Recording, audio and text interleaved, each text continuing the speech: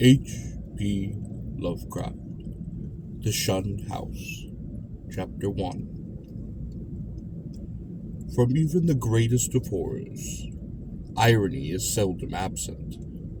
Sometimes it enters directly in the composition of the events, while sometimes it relates only to the fortuitous position among persons and places. The later sort is splendidly exemplified by a case in the ancient city of Providence, where in the late 40s Edgar Allan Poe used to sojourn often during his unsuccessful wooing of the gifted poetress Miss Whitman.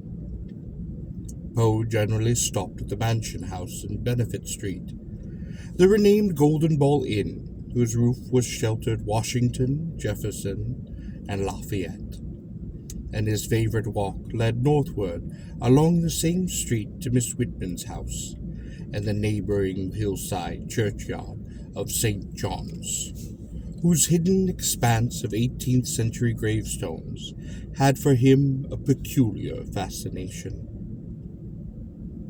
Now the irony is this: in this walk, so many times repeated, the world's greatest master of the terrible and the bizarre was obliged to pass a particular house on the eastern side of the street, a dingy, antiquated structure perched upon the abruptly rising hillside, with a great, unkempt yard dating from a time when the region was partly open country.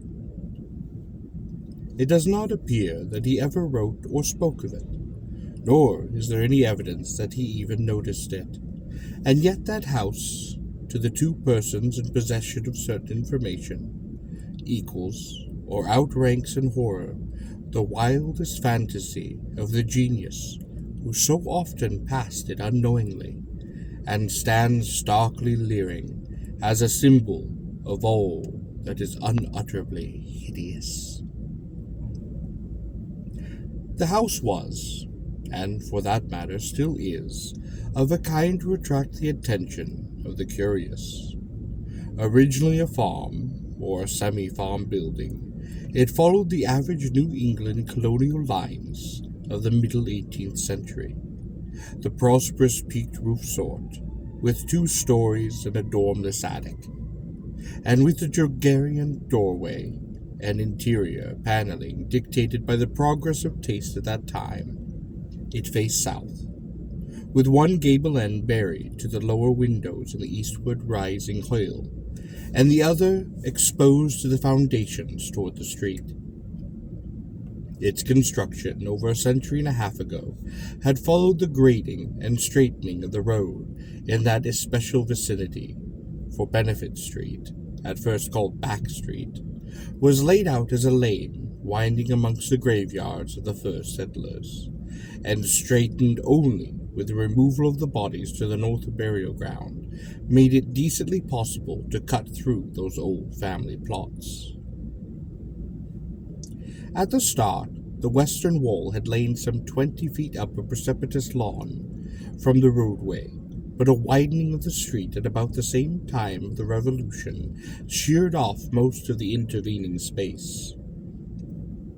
This exposed the foundation so that a brick basement wall had to be made, giving the deep cellar a street frontage with a door and 2 windows above ground, close to the new line of public travel. When the sidewalk was laid out a century ago, the last of the intervening space was removed, and Poe in his walks must have seen only a sheer ascent of dull gray brick flushed with the sidewalk, and surmounted at a height of 10 feet by the antique shingled bulk of the house proper. The farm-like grounds extended back very deeply up the hill, almost to Wheaton Street. The space south of the house, abutting on Benefit Street, was, of course, greatly above the existing sidewalk level, forming a terrace bounded by a high bank wall of damp, mossy stone, pierced by a steep flight of narrow steps, which led inward between canyon-like surfaces to the upper region of a mangy lawn. Roomy brick walls and neglected gardens whose dismantled cement urns, rusted kettles, fallen from tripods of knotty sticks, and similar paraphernalia set off the weather-beaten front door with its broken fanlight, rotting ionic plasters, and wormy triangular pediment. What I heard in my youth about the Shunned house was merely that people died there in alarmingly great numbers. That, I was told, was why the original owners had moved out some 20 years after building the place.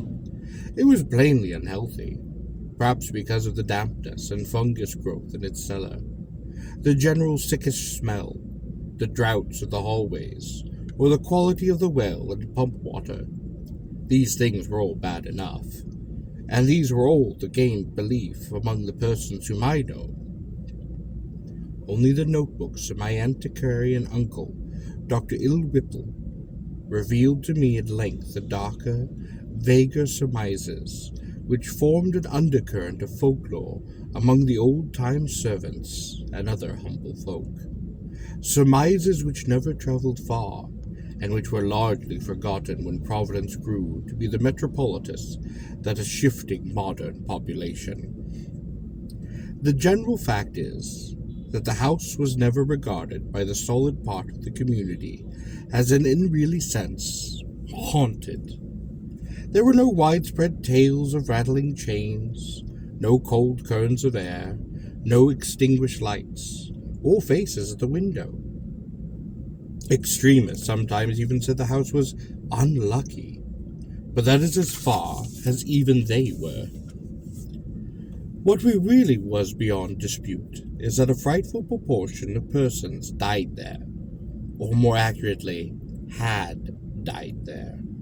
Since after some peculiar happenings over 60 years ago, the building had become deserted through the sheer impossibility of even renting it. These persons were not all cut off suddenly by any one causes. Rather did it seem that their vitality was insidiously sapped, so that each one died the sooner from whatever tendency to weakness he may have naturally had, and those who did not die displayed in varying degree a type of anemia or consumption, and sometimes a decline of the mental faculties, which spoke ill of the subterraneous of the building.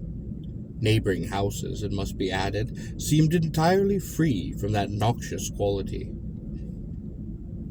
This much I knew before any insistent question led my uncle to show me the notes, which finally embarked us both on our hideous investigation. In my childhood, the Shunned house was vacant, with barren, gnarled, and terrible old trees, long, queerly pale grass, and nightmarishly misshapen weeds in the high terraced yard, where birds never seemed to linger. We boys used to overrun the place, and I can still recall my youthful terror, not only at the morbid strangeness of the sinister vegetation, but at the eldritch atmosphere and odor of the dilapidated house, whose unlocked front door was often entered in a quest of shudders. The small-paned windows were largely broken, and a nameless air of desolation hung around the precarious paneling. Shaky interior shutters, peering wallpaper, falling plaster, rickety staircases, and such fragments of battered furniture as still remained. The dust and cobwebs added their touch of the fearful, and brave indeed was the boy who would voluntarily ascend the ladder to the attic, a vast raft in length, lighted only by a small blinking window in the gable ends, and filled with a massed wreckage of chests, chairs, and spinning wheels, which infinite years of deposit had shrouded and festooned into monstrous and hellish shapes. But after all, the attic was not the most terrible part of the house. It was that dank, humid cellar which somehow exerted the strongest repulsion upon us, even though it was wholly above ground upon the street side, with only a thin door and window-pierced brick wall to separate it from the busy sidewalk. We scarcely knew whether to haunt it in spectral fascination, or to shun it for the sake of our souls and our sanity. For one thing, the bad odor of the house was strongest there, and for another thing, we did not like the white fungus growths which occasionally sprang up in rainy summer weather from that hard earth floor. Those fungi, grotesquely like the vegetation in the yard outside, were truly horrible in their outlines, detestable parodies of toadstools and Indian pipes, whose like we had never seen in any other situation. They rotted quickly, and at one stage became slightly phosphorescent, so that nocturnal passer-by sometimes spoke of the witch fires glowing behind those broken panes of the fetor-spreading windows. We never, even in our wildest Halloween moods, visited the cellar by night, but in some of our daytime visits we could detect that phosphorescence, especially when the day was dark and wet. There was also a subtler thing we often thought we detected, a very strange thing which was, however, merely suggestive at most. I refer to a sort of cloudy, whitish pattern on the dirt floor, a vague, shifting deposit of mold or nitrate, which we sometimes thought we could trace amidst the sparse fungus growths near the huge fireplace of the basement kitchen. Once in a while it struck us that this patch bore an uncanny resemblance to a doubled-up human figure, though generally no such kinship existed, and often there was no whitish deposit whatever. On certain rainy afternoons, when this illusion seemed predominantly strong, and when in addition I had fancied I glimpsed a kind of thin, yellowish shimmering exhalation rising from the nitrous pattern toward the yawning fireplace. I spoke to my uncle about the matter. He smiled at this odd conceit, but it seemed that his smile was tinged with reminiscence.